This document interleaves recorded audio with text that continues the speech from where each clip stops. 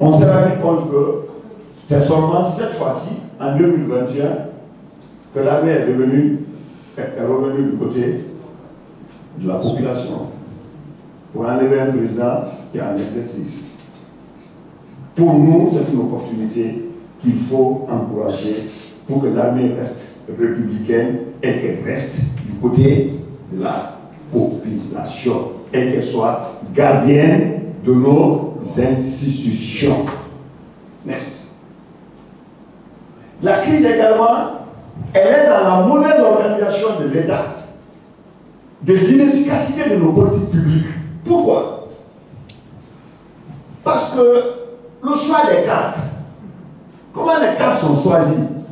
Les cadres sont choisis, vous voyez, le communautarisme est en train de faire son chemin. Les cadres sont choisis sur la base partisane. Bon. Les compétences ne sont plus recherchées. Est-ce qu'il est de nous? Les critères maintenant à rechercher. Est-ce qu'il est de nous? Est-ce qu'il est dans notre esprit? Est-ce qu'il est de nous? Est-ce qu'il est dans notre esprit? Voilà les critères. Maintenant, s'il est de nous, il est dans notre esprit, sa compétence, il a quel diplôme, ce n'est pas notre problème.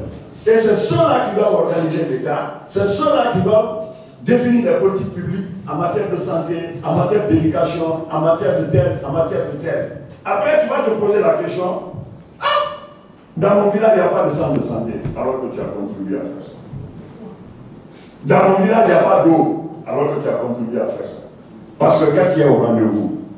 L'État se transforme en service, en outil de propagande politique. L'efficacité n'est plus recherchée. Et cette dérive, ça compromet, ça fait de quoi? Une administration même performante. Qu'est-ce qu'il y a au rendez-vous? C'est l'extrême pauvreté. C'est l'enrichissement. Les gens deviennent riches. Ils ne pensent plus à l'intérêt général. Et toi, tu continues à dire ma communauté, ma communauté. Voilà. Ton communautarisme là où tu as conduit.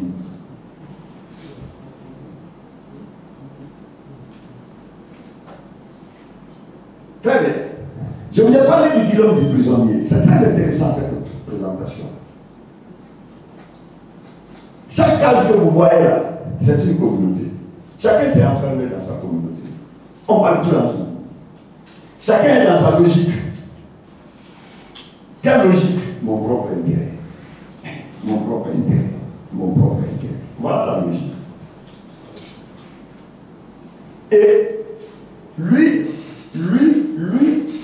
quand tu fais la somme de leurs intérêts, c'est ce qui fait l'intérêt général de tout le monde.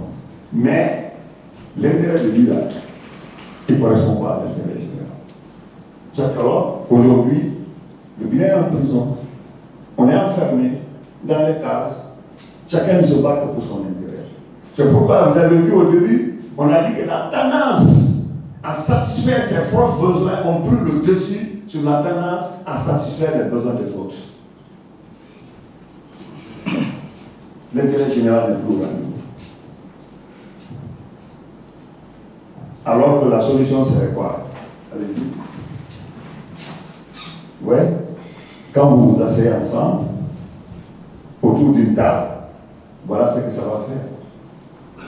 Ça veut dire, si on brise ces barrières-là, on s'organise autour des projets, ça va nous conduire vers l'intérêt général. Allez-y. Alors, la conséquence qu'on a définie ici, chaque groupe social que vous avez vu là-bas, cherche à renforcer son hégémonie. Chacun cherche à renforcer son hégémonie et à protéger ses intérêts. Dans un contexte maintenant, c'est quoi? L'État devient impartial. Chaque groupe ethnique ou chaque groupe communautaire veut avoir son hégémonie. Je veux prédominer sur l'autre. Mais alors que nous avons en partage ce même pays. C'est pourquoi j'ai parlé de rapport de domination au début. La caractéristique d'une crise organique. Chaque communauté peut dominer l'autre. Voilà le jeu dans lequel on est. Et cette lutte pour le pouvoir et l'influence perpétue une tension sociale. On est en tension sociale. qui mine nos cohésions nationales et rend instable nos institutions. Et le développement n'est pas au rendez-vous. Alors, ne soyez pas étonnés qu'on soit sous de l'eau. C'est la faute à qui? On n'en sait pas. Que chacun se mire, que chacun se regarde dans le miroir. Qu'est-ce que je fais? Quel est le comportement de chacun? Voilà ce que notre étude montre. Alors, à force de persister cette crise, à force de persister sur tous ces comportements qu'on vient de vous parler, la Guinée, c'est devenu un piège qui s'est enfermé sur tout le monde. Tout le monde est dans ce piège. Même moi qui vous parle là, je suis dans ce piège. Mais je commence à me retrouver. Parce que moi, au moins, je me bats maintenant pour retrouver la solution. Chacun est dans ce piège. Alors, comment sortir de ce piège, mes chers amis de la presse? C'est cette solution scientifique qu'on est venu vous proposer. Nous n'avons pas été les premiers pays à être dans ce piège-là. Comment les autres ont fait pour sortir de ce piège? Vous avez comme le Rwanda, non? Le Rwanda a un souvenir douloureux plus que nous. Oui. Ils sont sortis de ce piège, non? Hein? Vous avez vu la Côte d'Ivoire? Ils ont eu un souvenir plus douloureux que nous. Ils ont pu sortir du piège. C'est cette solution.